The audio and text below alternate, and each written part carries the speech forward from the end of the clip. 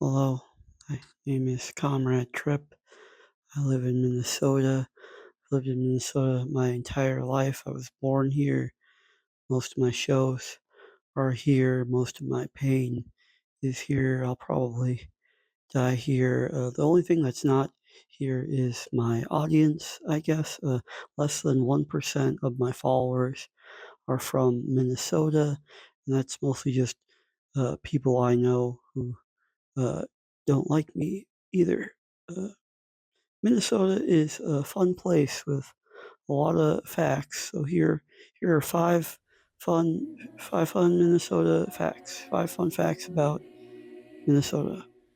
Fun fact number one: our state motto is "L'Étoile du Nord," which is French for "the star in the north." It is the northernmost state, except for Alaska. It's the northernmost, most northern state contiguously geographically.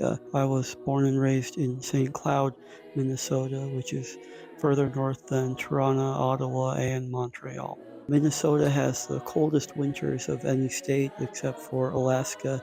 It also has the highest population of timber wolves except for Alaska. Most Minnesotans hate Alaska. It has cold winters, but it also gets pretty warm. Not as drastically as Alaska, but still pretty warm.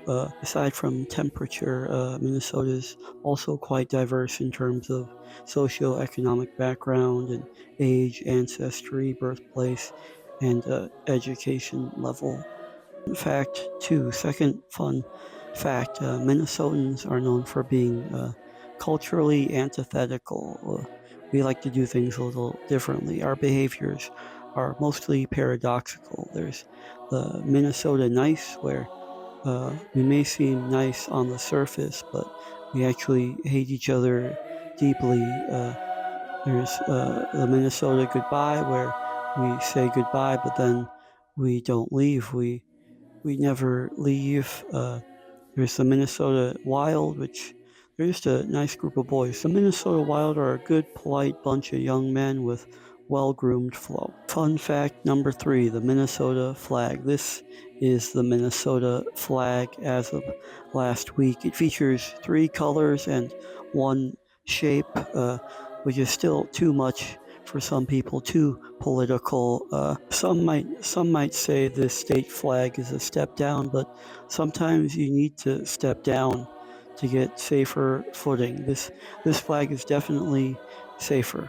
The old Minnesota flag was blue with the state seal on it and the word Minnesota, just in case you forgot where you were or confused it with the state flag of Wyoming or the state flag of South Dakota or the state flag of Nebraska or the state flag of Kentucky or the state flag of Kansas or the state flag of Maine or the state flag of Idaho or the state flag of Vermont or the state flag of Virginia or the state flag of Alaska. That one looks more like the new flag.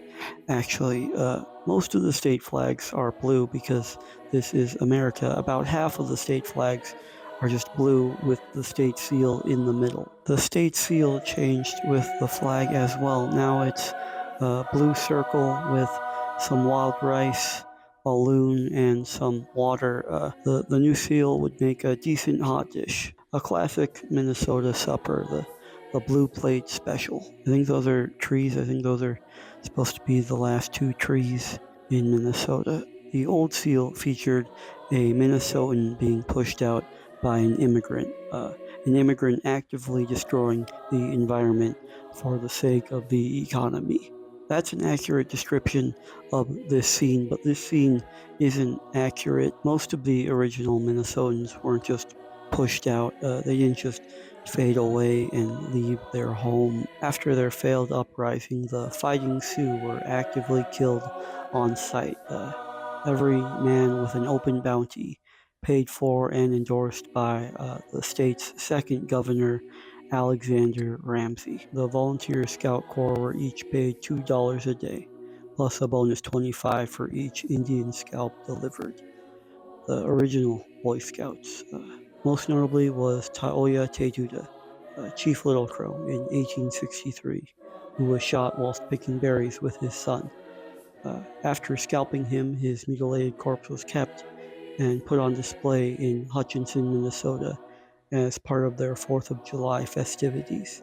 These trophies were displayed publicly in state museums until 1971.